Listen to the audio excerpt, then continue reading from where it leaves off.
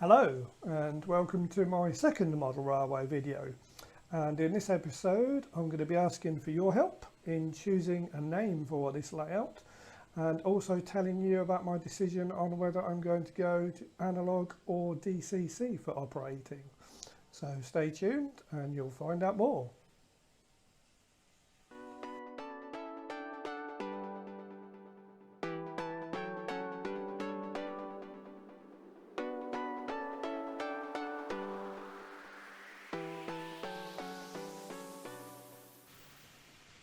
So the first thing I need to say though is a huge thank you to everybody that watched my first model railway video.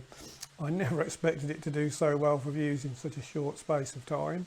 So a huge thank you to everybody that took the time to either like, comment or subscribe. Hopefully I can keep you entertained. Obviously there's a lot more to come. We're literally just at the very start of this project. So stay tuned. So one thing that was missing from my first railway video, as you may have noticed, was a name for the layout. And this is where I'd like your help. So as I mentioned, it's going to be a fictional location, taking in elements of places like Westbury, Salisbury, maybe a little bit of Taunton. So we're talking Hampshire, Wiltshire, Somerset area, basically, the Wessex area if you like.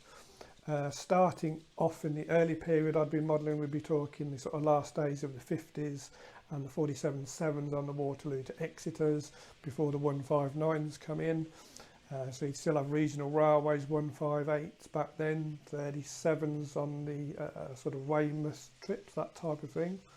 Then we'd come up right to modern day where we'd have the first of the GWRIETs coming in.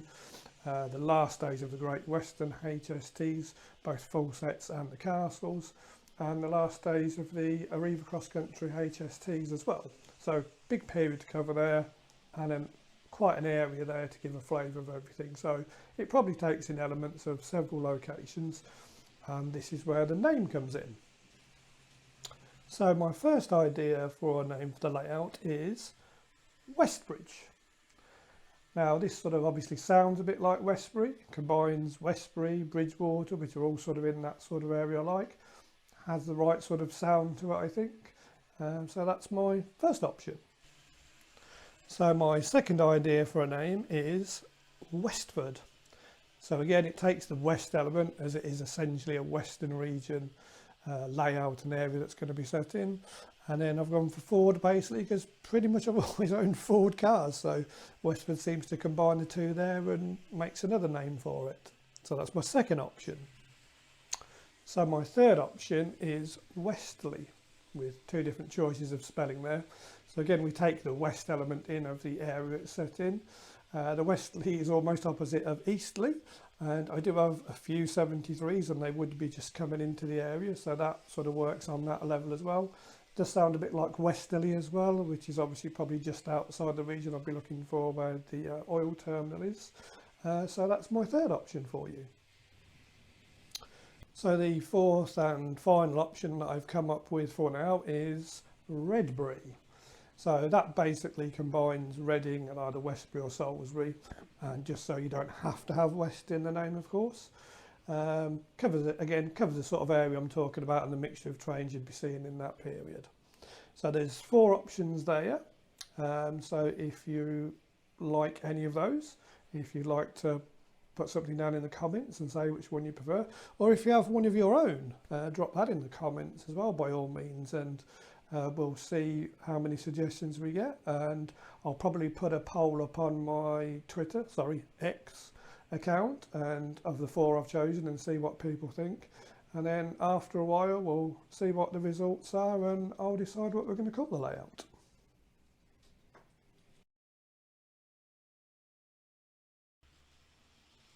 So one of the main decisions that I had to make for this layout was I going to go analogue or was I going to go DCC? And going by the majority of the comments, probably about 75% of the comments of my first video that I made, everybody seemed to suggest going DCC was the way to go, both from possibly ease of wiring and obviously control and options and things it gives you with lights and sounds if you want to get down that line. Now, of course, I did mention I do have a large fleet going back quite a few years. A lot of them are older locos which aren't necessarily, I'm not going to say not compatible with DCC, but it's not a case of just plugging a chip in like it is on the DCC ready models. So having decided on DCC operation, it's then which system do I go for? Obviously there's quite a few out there on the market to choose from. I've been looking at YouTube videos, seeing what a lot of other people are using. I think I've narrowed it down to two options, which is basically the NCE Power Cab or the Gauge Master Prodigy Advanced system. And of the two, the NCE Power Cab may be just slight having the edge now, because while I was watching some videos, there's a new system coming out in a month or two from DCC Concepts called their Aegis system. I shall put a link to the video where they show you all about that below.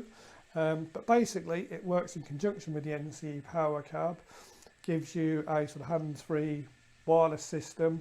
Basically you have a power pack in your pocket, lanyard, NCE Power Cab control around there. You can do more NCE Power Cab systems offered as well, and it does a lot more besides just enabling you to sort of have hands-free, so I can go around the layout. Looks a really interesting system. Obviously DCC Concepts are sort of well known anyway, so at the moment I think that's the one that's looking favourite for me. So next stage now for me is just to read up a bit more about the wiring, bus wires, etc. So I think I can gather at the minute I'm probably looking at 4.5 amp bus wires, and then I've got some of the Pico pre-wired droppers with the fish plates to put down. I think that's going to be the easiest way to go there. Doing any soldering underneath upside down is going to be very difficult.